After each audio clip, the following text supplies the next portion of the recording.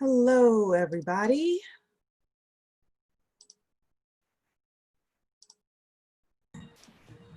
Hello, look at us with red on, huh? Yes. Except I need a necklace. Look at a lot of going there. Hope everyone is doing well tonight. Oh, we're on. Yes, we are.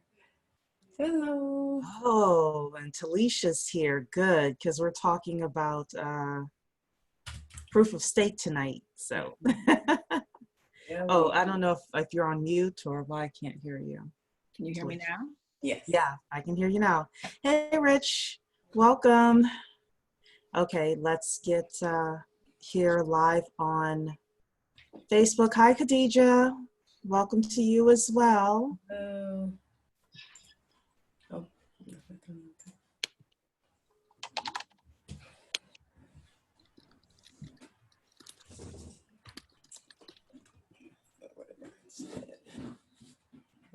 Share, good evening.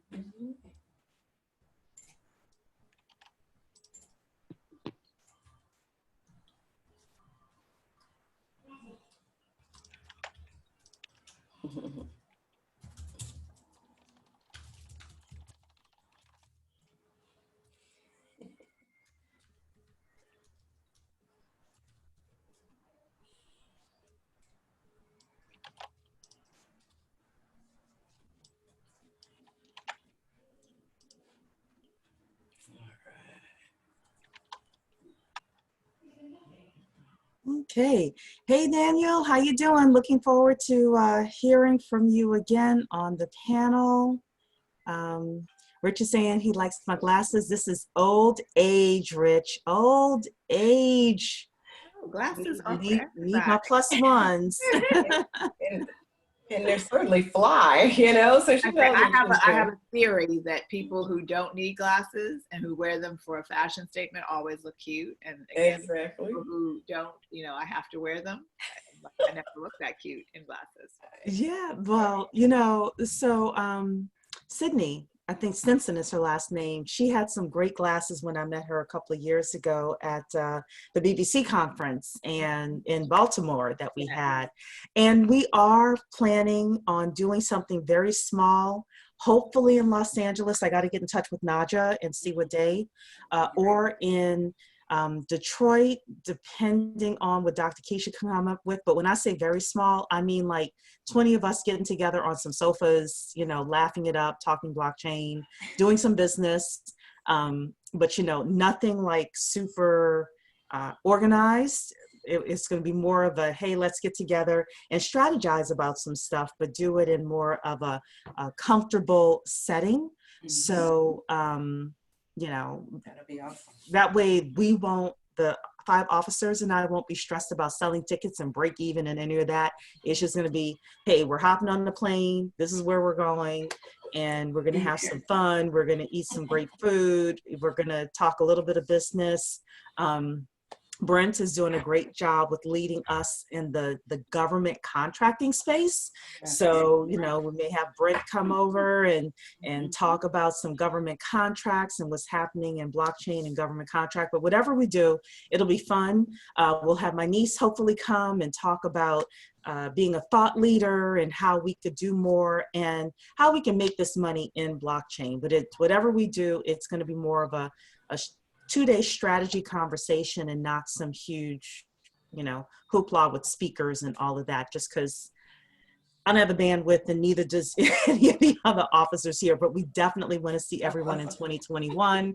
So we will plan that. It'll probably be the fall just so we can have enough time out to do that. So with that, I want to say, if it is Wednesday, it's Blockchain Day. So welcome to Blockchain Chat. I'm Cherie. I am the founder of BBC. At Blockchain Consultants, we focus on blockchain jobs, starting blockchain-based businesses, investing in the blockchain, whether you're investing time or money into a project, and ultimately gaining wealth from this $3.1 trillion industry, which I want to increase the amount of money that I think that blockchain is going to earn because of COVID. There are a lot of things happening with COVID, and a lot of industries are going to change. A lot of industries are going to accelerate, and data, which blockchain is all about, data is going to be ever, ever more important. So, so happy to have my guests, not my guests, my panelists here tonight. So Talisha, if you'll tell everyone who you are and anything else you want the family to know. I am Talisha Shine. I am the Vice President of BCI. I'm also an Inner Circle member here at BBC. And we are, I believe we're talking about proof of stake. So this is going into a little more of the tech. We won't go all deep. I promise not to go all geek out on you, but this is a great conversation to have with regard to why these protocols are really important, and just even from a cursory level of what that means for us and how to evaluate different protocols. Perfect. And I'm so glad you're here tonight, because I could give like cursory stuff, but you're like our tech genius. So we're so glad you're here. And then Dr. Keisha, why don't you tell everybody who you are? Yes, Dr. Keisha. I am very proud Inner Circle BBC member, as well as the Executive Director of the Center for Blockchain Studies, where blockchain education meets wealth building opportunities. She loves it. Got it this time. Yes, and actually I'm super excited about this topic because we have our crypto economic security course that is live right now. We have the first 3 of 8 of the courses out and live. So take a look at that for sure. Oh, wrong side, blockchainstudies.tech. Yes, please get it. Yes. So I will say this. So I keep up with our analytics on YouTube only with regards to like the videos that get the most views, and the crypto econ and the this was an Inner Circle thing. What we were doing with Simba Chain, the smart contracts as a service. You guys are really showing that those 2 topics you're very, very interested in. So definitely get the course. Daniel has been working very hard on it, along with Dr. Keisha and my niece and the rest of the team. So definitely get the crypto economics course. So I have a couple of other things I want to go through before we talk about proof of stake, because the article is really short tonight. I want to ask everybody what they did for Make a Move May, because we just celebrated Make a Move May, right? We just celebrated just figuring out what we want to do, or if you already knew what you wanted to do, then acting on it. So we have people in the chat. I'd love for you to write in the chat what you decided to do during Make a Move May. Did you select a major? Y'all know, anybody who's new, that's my terminology for picking a niche. So in freshman and sophomore year of college, you usually take general studies, and then junior year, you're expected to pick a major and go deep. So did you pick a major? Did you take a class? I want to know what you did. So put in the chat, please. Tell us what you did. And Dr. Keisha and Talisha, we made a move in May. Actually, we made a move in March, but a bigger move in May, which was through the 10K project. Yes, so I'd love to hear from either one of you. It could be something else besides the 10K project, but Dr. Keisha, what did you make a move in during May? You know what, the biggest thing I think I've made a move in is moving towards the whole idea of a smart contract. I am super, super excited about our relationship with Simba Chain. And, we finally got that relationship locked in, and I'm excited to make a move from theoretical knowledge to applied knowledge in that space. I think the smart contracts are such a linchpin for, actualizing ideas and processes on the blockchain. So I'm excited about that. Great. One of the things that I talked with Dr. Keisha and Talisha and the rest of the team about is maximizing Simba Chain for those first 6 months. And Talisha can definitely talk about this and talk about what she, decided to do for Make a Move May. But it's my understanding that when somebody is studying to become a developer or studying any kind of technology, one of the things that they do when they're a very beginner is to build a portfolio. They build a portfolio of projects that they've done so that when they go in and they get those entry-level jobs, they can say, this is my portfolio, my introductory portfolio, so that the employer or the person who's hiring them as an independent contractor can know what they are capable of. So one of the things that I'm encouraging Dr. Keisha to set up during this entire Simba chain 6-month period is some sort of way for you as a group to, unless you've already have like a business you're doing smart contracts for, to come up with some ideas of a portfolio that you can build. Because if you're not using the Simba chain 6 months in order to figure out a way to make money through smart contracts, which is going to be oh, I forgot the numbers now, $27 billion, $23 billion industry in the next few years. I think it's $23 billion in the next few years. I believe, and I'd love to hear what Talisha says about this, having a portfolio, taking the 6 months to create one, and masterminding with the rest of the team who's doing this Simba chain experiment is going to be the best way for you to make use of your BBC membership and the Simba chain opportunities. So with that, Talisha, I've given you a lot of stuff to talk about, but I'll let you take it away. We have some great comments in there as well. But yes, I'm going to read the comments too. What's very interesting, and it all goes together. So for some of you who don't know, I have a health tech startup, and we use smart contracts, of course, for this purpose.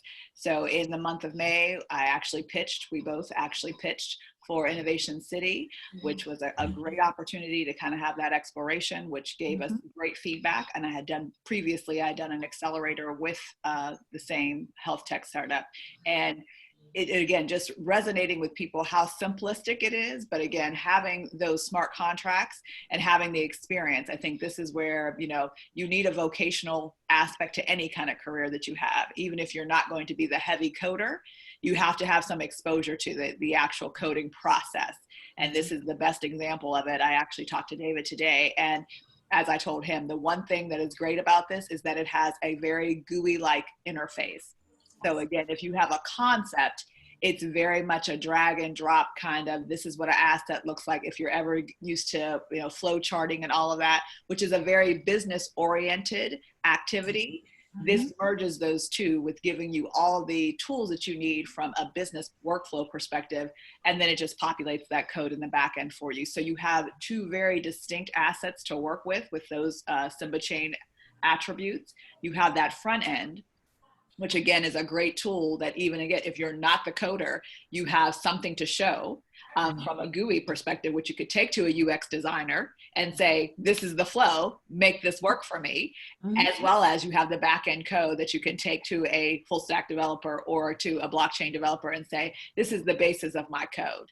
This is where we need to go, and then use that customization. So you have two things in one that is really something that is very difficult to combine, because usually it's one or the other. This is the first time that we've actually seen a product give us an and that's to leverage that is a really good thing, just from the perspective of being able to see the business and the tech combine and seeing how those things merge together as well. And you'll get a different educational viewpoint from utilizing this product. Yeah, I will say that this is really a once in a lifetime opportunity. We got a very, very, very sweet package from Simba Chain. When blockchain goes mainstream, when smart contracts go mainstream, we're going to be looking at adding zeros to a package like this. So Dr. Keisha has told everybody that you need to get your money in by June 5th. If you don't know what we're talking about, reach out to Dr. Keisha and say, hey, I'm thinking about the smart contracts, because I think you can still get in over the next 2 days. You got to have your money in by June 5th. So reach out to Dr. Keisha.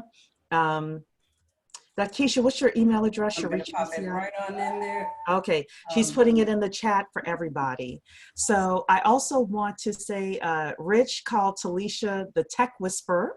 And Khadijah's saying that her major is smart contracts. So yes, and Khadijah, I got your payment. I saw that come through. Khadijah is minoring in full stack blockchain development. Girl, you should be making 200,000 in the next year. Rich is saying, I'm almost there, but I'm leaning towards smart contracts. So Talisha's helping me with the research. Okay, yeah. Samra is saying, got 3 blockchain certs. You go, Samra. No, right? Tangi is saying, I viewed 3 online blockchain conferences. I also staked crypto for the first time. All right. Congratulations. Yes, yes. So Daniel is saying, I'm building a security analytics tool for the smart contract. We already know Daniel's going to be like a multi-millionaire, billionaire. Yeah, So, he'll be one of our yeah, trainers too. So yeah, yeah. yeah, he's ready. Yeah, so I'm so proud of everybody. Congratulations for Make a Move May. I don't have a fancy term for June. I just want you all to keep moving with blockchain. So with that, one more announcement. Next Tuesday, we had to change blockchain chat to next Tuesday. So Dr. Keisha has been announcing it. We are going to feature our authors, our BBC authors. It's a thought leadership panel. Dr. Keisha, do you want to talk about what's going to be happening next Tuesday? Yes, what time it is, all of that? Tuesday, yes. Next Tuesday, you guys mark your calendars for a very special presentation from our own blockchain authors. We'll have Eric Guthrie, we'll have Rob Morton, and we will have Jacqueline Hayes. All very different books they've written, and we'll be really digging into their process. One of the authors has published his book on the blockchain. We'll be talking about that, what that's all about. I just spoke with Eric today, as a matter of fact, and everybody's excited. The authors are excited to share their experiences, their process, the impact and what the impact of their writing of their book has done for them in their communities and around the world, actually, even. So you guys definitely show up for this special blockchain chat on next Tuesday, June 9th, 7:30, I believe it is, 7:30. Yeah, but watch for that. I'll be putting advertisements out on our Black Blockchain Consultants page, and certainly in the inner circle, you will get emails and everything like that. Register now. The link will, as a matter of fact, I might even put it in the chat here too, as a matter of fact. Yeah. Okay. You can definitely register. We have the Zoom link up already. So, and we definitely want to support our authors. So if it's possible, if you are able to be here in the building, please do that so we can support our authors. Okay, so let's talk about the topic at hand for the evening. This is about proof of stake. So there's a proof of stake alliance that is talking with the SEC about blockchain standards. One of the things now, especially in the climate that we have, even though this is not a political conversation, is we are seeing that there are certain people in these rooms that are driving the conversation about blockchain, just like they're driving conversations about other aspects that are going to affect our daily lives. It's important for us to figure out how to get in those rooms as well, have a voice, be a part of the conversation. Because as we read through this, if the SEC is only hearing from certain people, then those are the voices, the loudest voices that are going to be in any single room. And one of the things that Talisha talked about a couple of weeks ago, I don't know if you talked about it here in the open or closed door, but you talked about mentoring some tech developers, and they would come up with great ideas, and you would say, okay, but let's talk about how that's going to affect other people in our community and not just, their own communities. So, so this is very, I'm getting more into understanding the importance of business and politics meeting, in the middle. So this is a proof of stake alliance. They've engaged in dialogues with US regulators regarding industry-driven standards for proof of stake protocols. So the Proof of Stake Alliance is taking critical steps towards improving the regulatory space around staking as a service market. I had no idea that existed, but it's a thing. okay? POSA met with the SEC to discuss increasing adoption of proof-of-stake protocols, a successor to Bitcoin's proof-of-work consensus protocol that is perceived to be more efficient and scalable. Staking allows token holders to earn interest on locked amounts in the network's native token, which in turn supports the network's overall efficiency. So this meeting was held in February to educate the SEC on proof-of-stake technology and discuss a regulatory framework around STaaS offerings. The POSA previewed a set of industry-driven standards that aim to get ahead of potential regulatory concerns, including asking STaaS providers to refrain from investment advice, avoid financial industry terminology, focus on security and participation in the network, so that's for Daniel, and avoid providing guarantees regarding rewards amounts. So that sounds very SEC-ish. SEC-ish, yeah. If that's a term. I think we need to make sure we keep right there, that paragraph right there is very crucial of how we are going to talk about the protocol moving forward. So just keep that in mind, because those limitations of what the terms are, how that actually impacts how the protocol has to work, and how do you incentivize people to gain network availability and consensus. So keep that in mind. Okay. We don't have that much farther to go. This is a short article. We see this discussion, so somebody's talking here.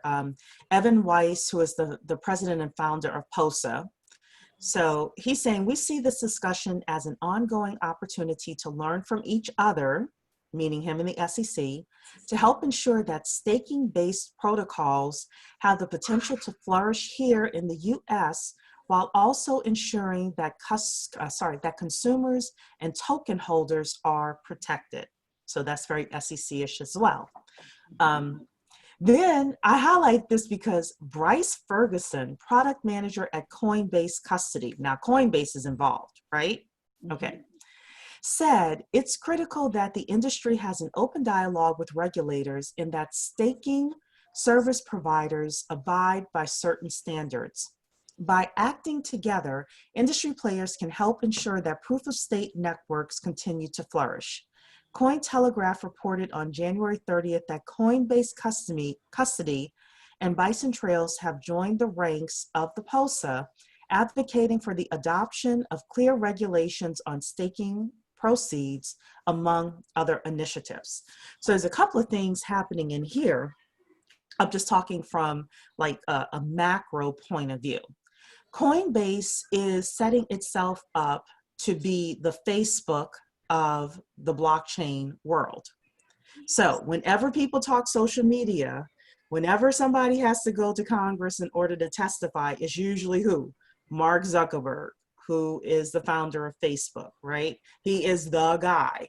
I heard that even after President Trump said what he said about Twitter, who called? You know, Mark Zuckerberg called to have a conversation with President Trump. So part of it is knowing who the players are. So Coinbase is definitely staking, pun intended, themselves here as the gateway, right? The other thing is the people in the room with these politicians get to make the laws, make the regulations, or at least highly persuade them. And they also know what opportunities are coming down the pipeline. And they're usually the ones that are able to grab it because they know about the opportunities first. So Talisha is going to talk from a technical point of view, but I always like to bring this back to money and access, because if we're not able to take the technology part and move it back over to how do we get jobs, how do we start businesses, how do we invest, then, you know, BBC is not keeping up with its mission. So with that, I'm going to turn it over to Talisha to give us what she's thinking about this. I think, again, this is an interesting kind of play. And as you said before, the individuals who get to have the dialogue get to also set the standard. And this is where we're really looking at standard protocols here, which means these are very base level things of how it operates. Just think about it that way. If you had to build something, build your own machine, and you didn't have to use Microsoft or you didn't have to use iOS, you just built your own protocol. How would that look? What would you include? Wouldn't you include things that work for you better than anything else? And if that's like the foundational thing, which we've seen this before in PCs versus Macs, that if it has a base protocol to it, you have a hard time maneuvering when you want to add something to it. So all of this starts this whole precedent of building this protocol from the vantage point of Coinbase, since they're the ones that are having this conversation. POSA is moving in with regard to, let us take a wide look at how this works, because really the proof of stake protocol is very different in the sense of the proof of work. The proof of work is very labor intensive. It's like you have to show it, you have to do something here. Whereas in proof of stake, it basically just means that you're participating in the network. Your participation is truly time blocked, meaning I have to keep the things that you've given me there to make sure and incentivize other people to join the network.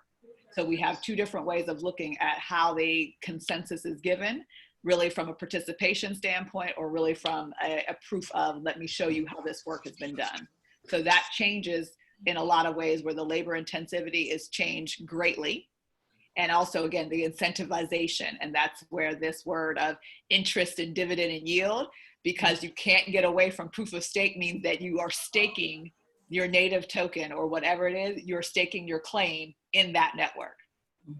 So just as you say, you're depositing something in a bank. That's a deposit. It doesn't say what they can do with it. Well, in proof of stake, it does tell you what they can and cannot do with it, because everybody has to keep those tokens there to make the viability of the network run. And that's really the issue here. So when they say those words of interest, you don't want to proactively tell somebody, hey, if you keep it here for 17 months, you get this rate of return, where if you keep it here for 24 months, you get that. They're trying to make sure that doesn't happen, but it's very difficult because it is a time-based thing. When you're looking at stakes, you're looking at how long you are actually utilizing whatever the tokenization process is in that particular protocol format. So that's from a very technical, but again, still business related, where they're teetering very close to not trying to make this bankable terms, but because there is an incentivization to be and to stay, there has to be some way of, describing that and coming up with some succinct language to make that viable for an individual, because that is truly the whole reason, like, why will you get on the network? If I came to you and said, hey, join me, the first thing is, what's in it for me? What do I get? And I have to be able to outline very clearly, based upon your participation and the length of your participation, what is your ROI of that. So let me ask you a question too, Talisha, about that, because when we had the Bitcoin halving just last month, I was thinking about that. We already know that the mining is very energy. It uses up a lot of energy. And then certainly we've always been looking at the proof of stake because it reduces that energy outputs. That was one of the reasons why it makes it easier to scale. But I wondered about the halving, because that's supposed to be the incentive mechanism for miners to do their work, and now it's like they're able to earn less, right? So I wondered about that. I know there's several other stakings that are halvings rather, that are supposed to happen. And I just wondered, what would be the point after, what would be the incentive to run the system if that is the way it's going, and we understand why it's halving, because it certainly will keep the Bitcoin stable and that kind of thing. But in terms of the miners, where's the incentive after a while? So I was curious whether staking, proof of stake would have actually been the next step kind of anyway, of it's sorts. always it's a part of a consensus protocol. And I think that's where you have to choose of how you get people to stay. You can either incentivize them through straight out reimbursement, like do A and you get B, or it is stay for a while, keep it here, and I'll give you something later. Yeah. These are all protocols used in various formats, but particularly when we're looking at cryptocurrency, they become too interchangeable because the network in itself has the flexibility. And this is where cryptocurrency is one of the best aspects, where we couldn't do this with the dollar. Fiat currency doesn't give you that, like, okay, give me a little bit now, give me a little bit later. That's not how this works. Whereas you're seeing something where we can overlay these protocols, but what happens is that consensus really has to remain intact. And if anything should, you know, when you have overlapping aspects, you do have a large amount of stakeholders involved, then now you have to make sure that everybody has the same. And that's the difficulty. So this is, again, where you just can't throw in, if you went from a protocol where that was, you know, proof of work, you can't just automatically switch. You have to build this from the beginning in order for it to actually have the viability. And that's where, like, the halving isn't going to be a part of this, because that's no longer the incentivization portion of it. Oh, no, I understand that. I was just trying to say the two, because, you know, proof of work has the halving situation in it. I was always just wondering, you know. But that was the question. A lot of people were like, okay, how do we transition? And that was the quote of, like, how do you transition? And I'm like, you don't, you really don't, unless you do something with, that's the forking.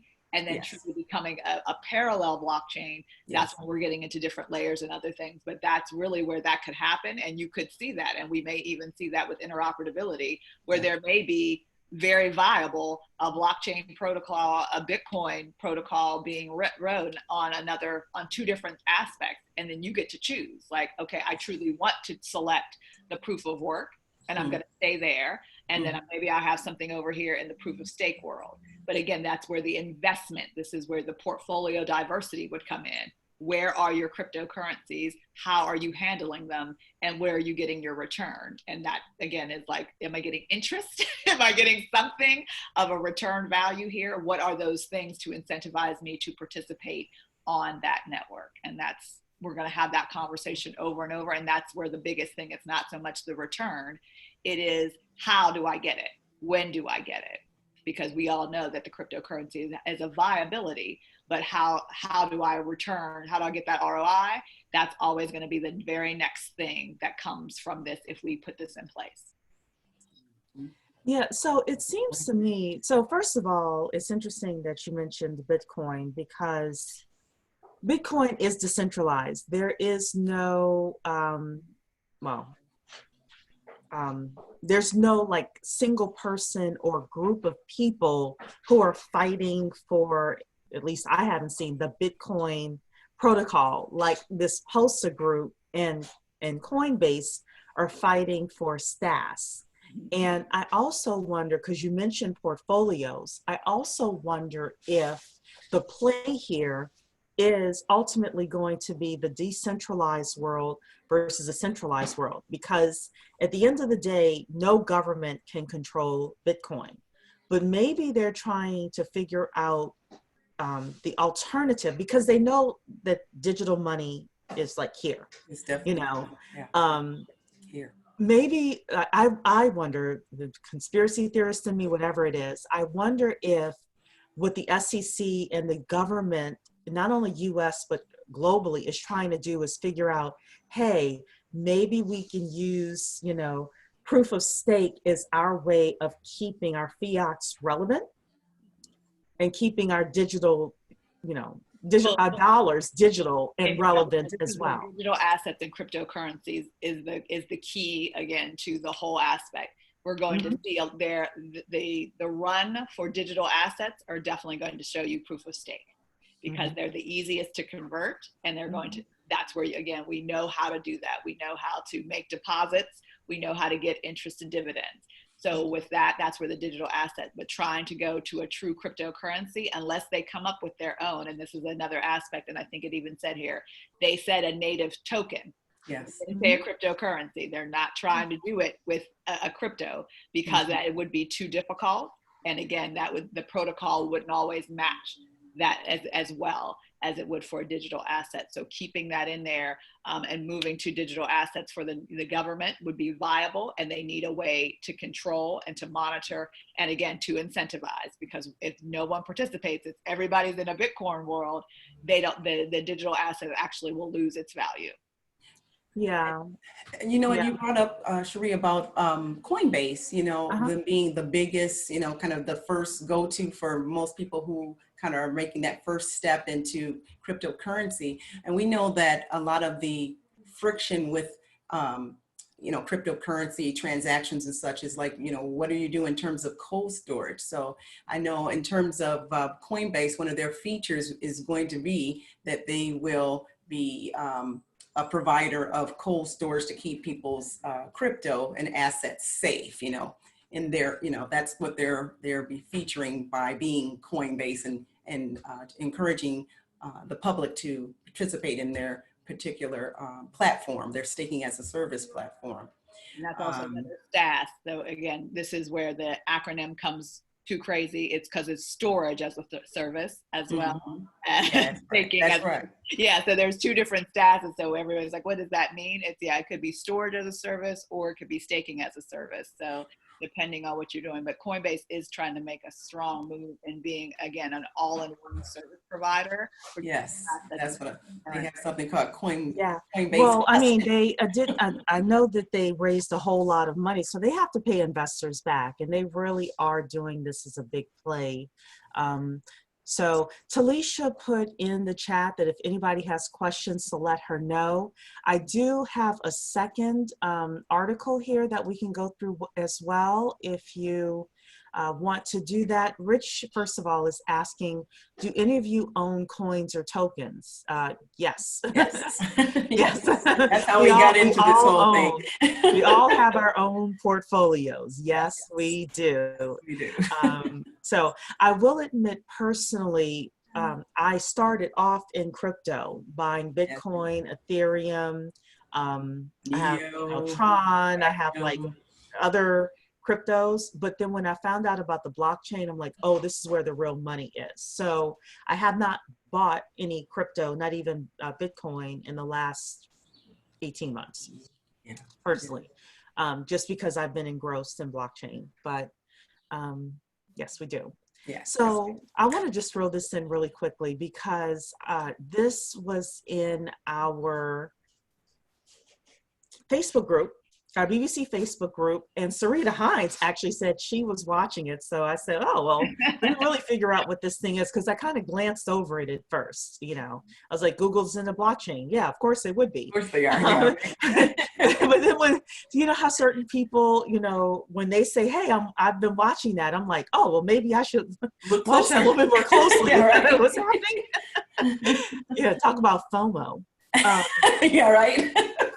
Basically, that's what it was. So this is just I didn't even highlight everything on here, but this is about Google having a partnership with a company called Theta Labs. So Google has been one of the last big tech companies to get into blockchain. They've been arm's length. That changed today, which I think was a couple of days ago. So Theta Labs is a venture-backed blockchain company.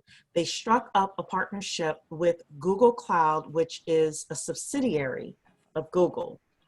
Google Cloud will offer a new service allowing users to deploy and run nodes on Theta's blockchain network. Perhaps more importantly, Google Cloud itself will operate a validator on Theta's network servicing all of Europe. So they're saying this is a baby step for Google, but once they get into it, then they probably are going to go in pretty full force. So a validator is a foundation of a blockchain network deciding if a transaction is legit and vouching for that transaction. Without it, a decentralized network does not work. So the fact that they have Google anything is part of this is huge for Theta Labs. I also saw here the San Jose, California company. So I'm like, these people are probably buddies with each other. Again, conspiracy theorists, just a rumor, just a rumor. But they hope to relieve overburdened networks everywhere, applying blockchain tech to online video distribution. Yeah. So they start talking in here about how things typically work with videos and you know, how you can kind of read through this, how it's a big request to continuously download these huge videos. Theta has come up with a decentralized system that would move content into small chunks around the extreme edges of the network. So they have a new way of distributing this, and they have their tokens, gammas, which can be used as gas to pay for video segment micro transactions. So I didn't want to talk anymore, you know, based on this. This was as far as I had gotten, but I thought this was very interesting as well, that Google is, first of all, they're choosing to do something that's already in line with what YouTube is doing. So it's not so far off from one of their core businesses, but also the fact that they are getting in late. But, you know, they could have a huge splash with this. So I want to open this up to the community as well. What do you think about this specific story? Well, I gotta say, I actually looked this up and I actually joined that Theta lab. So I joined it so I could see what that was all about. You know, this decentralized platform for streaming.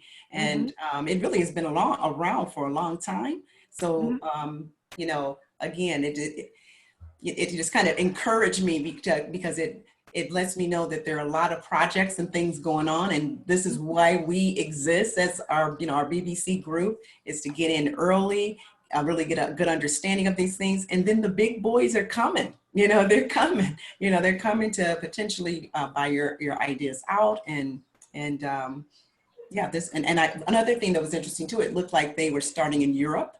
And it made me wonder about the regulations there. Were things more loose or what have you? Because even when I looked further into what Theta had been doing, they've been promoting this elsewhere, other countries.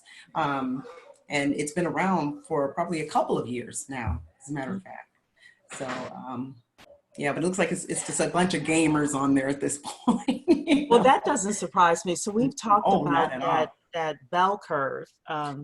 You know, and right now they have the innovators that are participating in this. And even more than that too, it's the gamers who understand tokenomics and that kind of token economies and whatnot, because they, you know, they've been buying skins and things like that, or whatever it is they buy, and different things you buy within a gaming platform. And we understand, you know, crypto economics to be a combination of gaming theory and those kinds of things. So and cryptography. So yeah, it's a easy onboarding for the gamer types. Yeah. Say two things about this before. I think it was 2018. You and I, Cherie, went to the Philly blockchain bash. And there we met a gentleman who was working with the Philadelphia music and film group, who had already had this protocol already in place, where they were taking snippets of any film that you could do. And again, because they wanted to tokenize it, anybody who created the film or created the piece of art, anytime that was distributed, they would get basically a ping and know and then the person would get reimbursed. So the artist was constantly. So they were doing this, again, this is 2018, very small, with just localized film and music individuals in that area. Right. Theta has been around as well, and this is where the esports comes into play. Esports is taking on a rapid movement. Like, it's, again, I loved how you said that COVID was an accelerator rather than a disruptor. Yes. It accelerated that business model very, very well, because for them it was competing is their main protocol for them to actually do what they need to do. And now, of course, they can do it anywhere. But they were merging the streaming. They needed that piece, like what part, how, who could get reimbursed, who couldn't, you know, who is sponsoring this segment, and if they could get it down to the microseconds of when they win, when they show that, that slide, there's now endorsements in the game. So now not only are you buying a physical product, but Gucci and Louis Vuitton skins are now available for you to actually wear in the games. Mm-hmm. Oh my. Product placement. I didn't know about that. Wow. Yeah, Next level. you could have your, Louis Vuitton or your Louboutins in the game if you want to wear whatever you want to wear to represent your character. So there's all of this thing going on, and that also is right aligned with streaming. Yes. Why the protocols doesn't work here in the U.S. because of YouTube. When you go into restrictive mode and you have those protocols that you're not allowed to see certain things, we have the most restrictive aspect to all of digital content, from our music to our visual content as well. Other companies and countries don't have that. So therefore, that's why it's easier to utilize them first as the test market.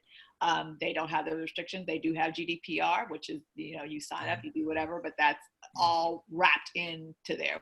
We have separate things going on with our just our legislation.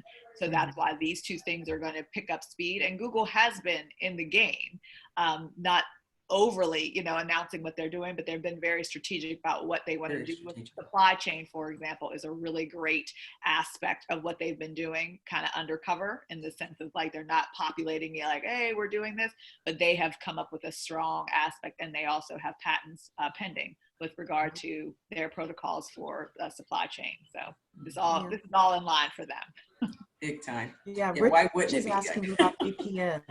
Would a VPN work?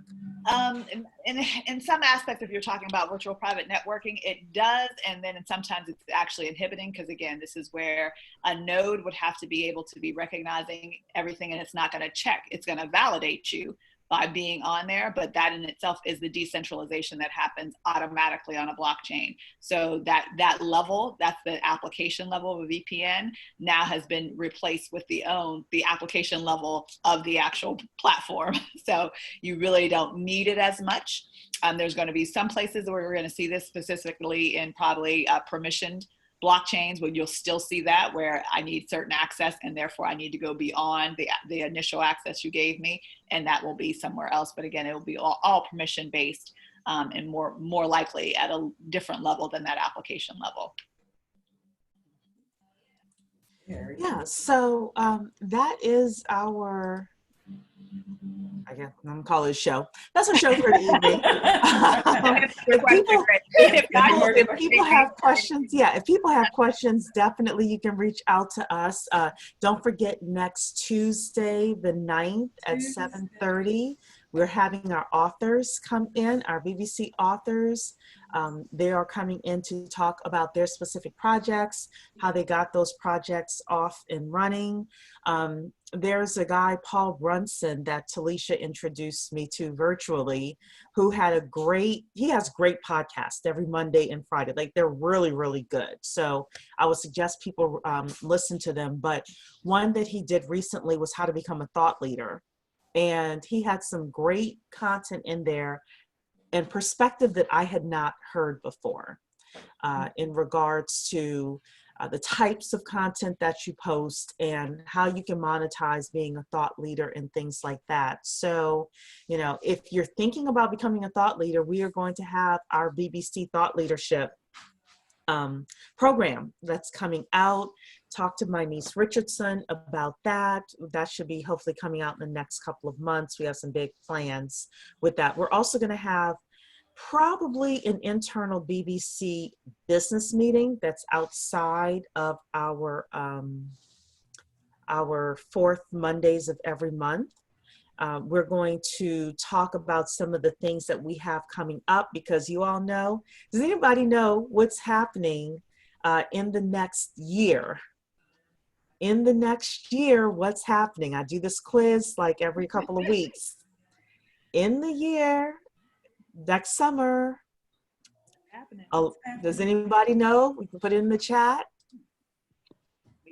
Okay, everybody's quiet. Everybody's quiet. They're like, nobody wants to be. Okay.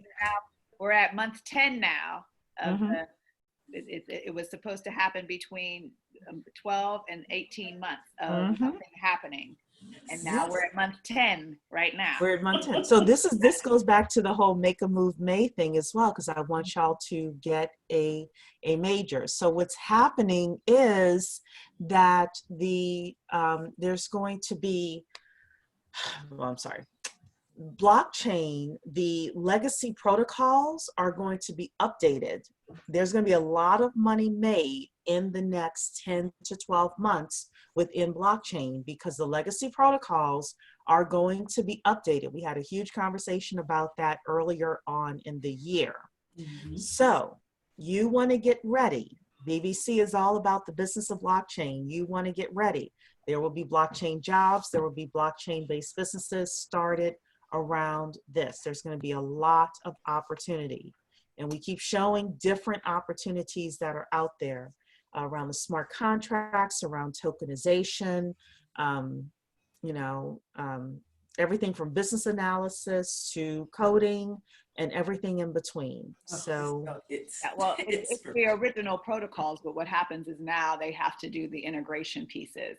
And I think that's what we're really talking about. Before, people were, teetering, trying to do just the very basics.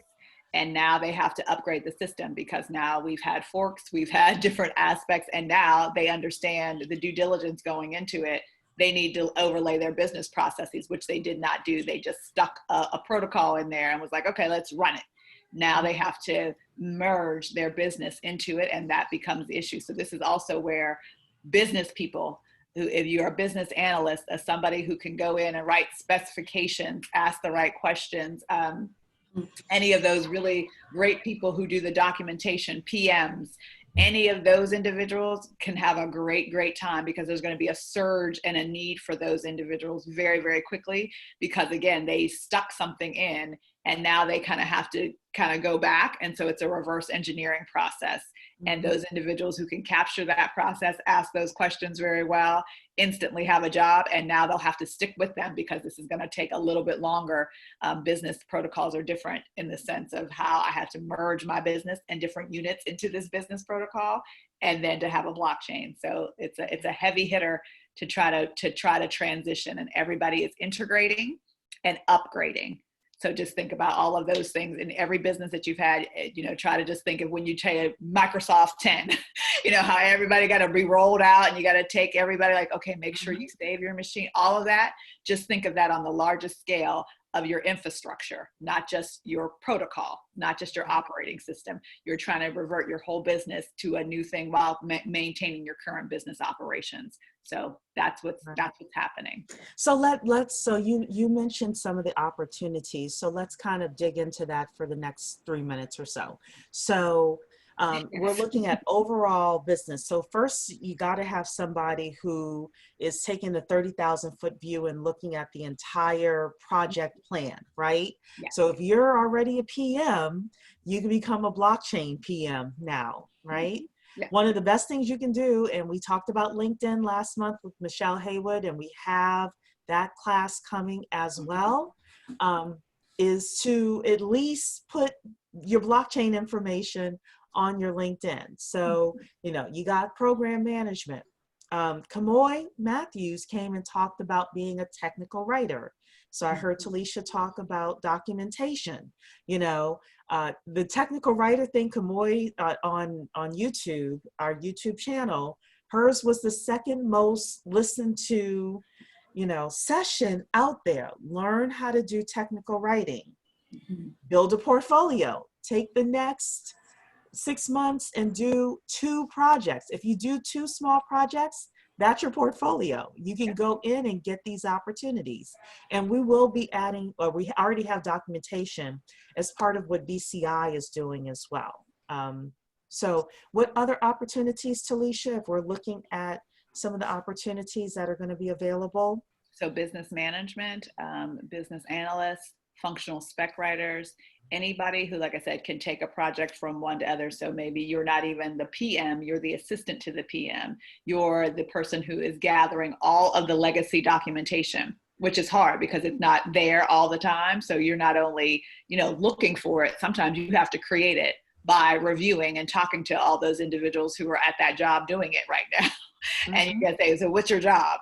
all you're doing is really assessing what they're doing and writing it down so that you can include it into the documentation to present to the individuals. So there's a whole, it's going to be a different class of what we consider project management is happening at this point, because it is kind of siloed, but they're trying to make it to that it's an infrastructure. So again, when you try to change something in the midst of trying to run something, you have to have parallel systems. And that in itself is going to require a whole lot of work. But there's going to be 2 different teams, probably even more maybe, to kind of do that work to get that, to get it running and upgraded and integrated to other things. Yeah. And you know what, the relevance of it is now seen, that because of, like you just mentioned, the acceleration of this whole COVID situation, you know, even in education, you know, just talking about cloud stuff now has become relevant, you know. So many of my educator colleagues were like, oh, my stuff is on my computer at school, you know, like on the desktop, you know, and I'm like, no, wow, yeah, we cannot go in, you know, so they're just, So, you know, so again, these legacy systems are in place. And like you're saying, Talisha, you know, that the business has to still go on. So there'll be a lot of parallel activity going on, and we can get in where we fit in, being able to speak to a future ready existence for enterprises. Yeah, and there's also a job that's kind of coming. They're naming it different things, but it's called a futurist. I've heard of that, yes. Yeah, and different people use it in different ways. The futurist is basically the person who has the latest information. So I always say, you don't have to know everything. You just need to know how to Google and make sure you tell them, because they're just like, oh, what is this word? And you're the dictionary. Or what does that mean? How does it work? You really just sit with the team to tell them the information that they don't know, and you just simply stay abreast of what is going on in that realm. So you could easily be a blockchain futurist by just saying, I know what protocol means, I know what proof of stake means, I know what proof of work means. You're just answering the questions, because they're not going to go out and have somebody research it. You're the live research, you're the live Google, or I always say that you're the Siri, and they're like, I feel like I'm Siri. Like, Siri, answer that question. That's what you are. And that's because you're excited about it. You're geeking out about it. So you're going to dig in. It's amazing that people are getting paid for that job, just to just like, I can read you the article, and they're like, okay, great. And that's a job now. So and they pay big money for that too, which goes back to my whole thought leader thing. This futurist thing, people consider them thought leaders. But they're really journalists in a way. Geeks. You know? They're geeks in a great way. They're content curators. Exactly. That's the best way to put it. They just curate your content so that it's available for you. And then they say, well, in the news, this is what's happening, or this is what that means, or I found a better article to translate, or find a use case. Those individuals are really just curating the information that's available. They're not asking you to implement it. They're just asking you to be the resource to tell them. I love that.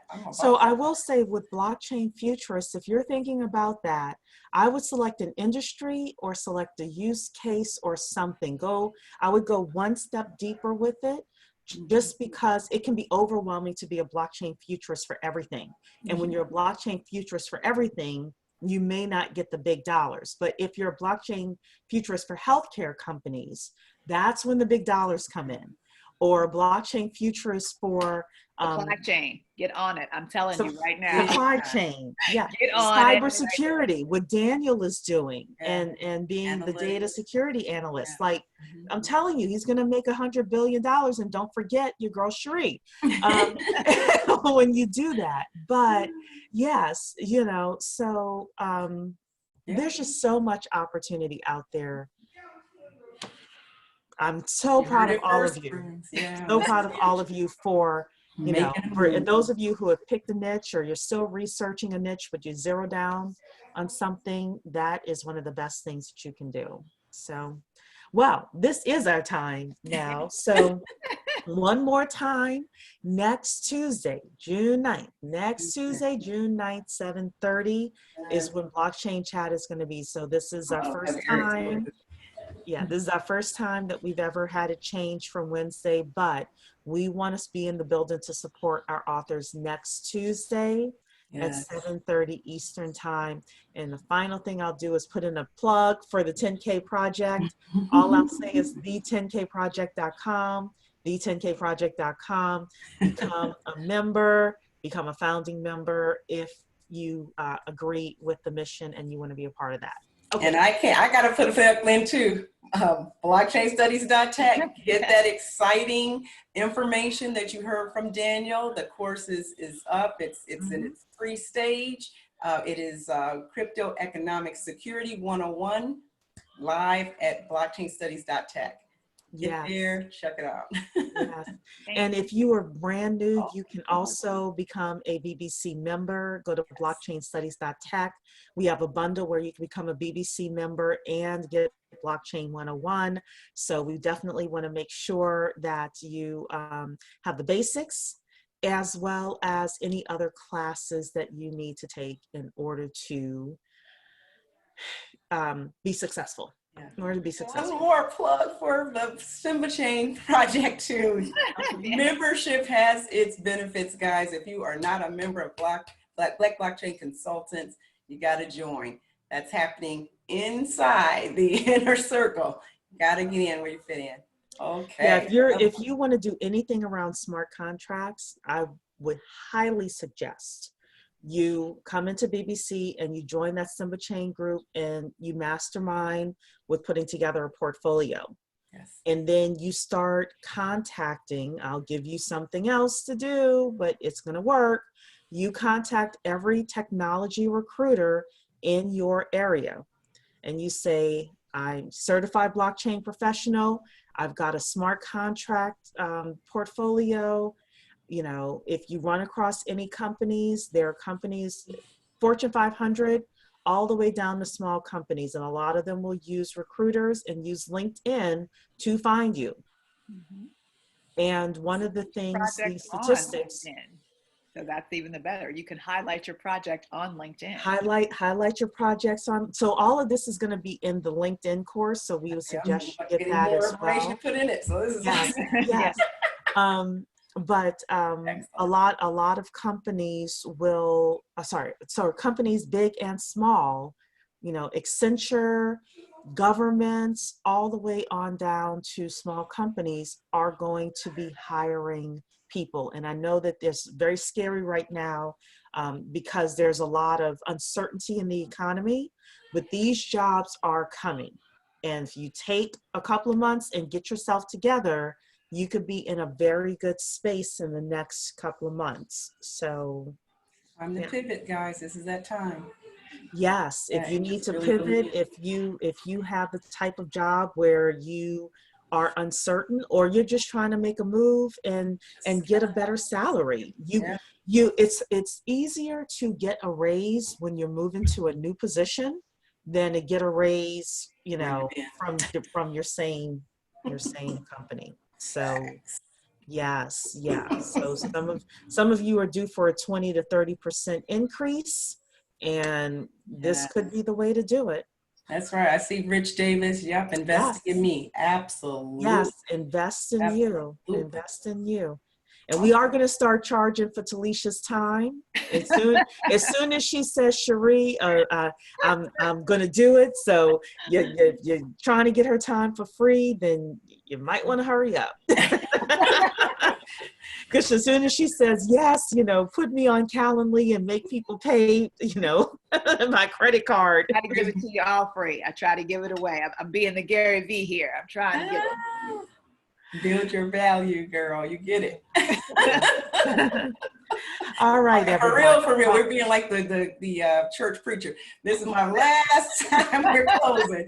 You know, so we really are by this time, guys. Yes, we are headed out. So thank you so much to everybody. Have a great evening, and we'll see you in Flock. Take care. Bye-bye. Good night, everyone.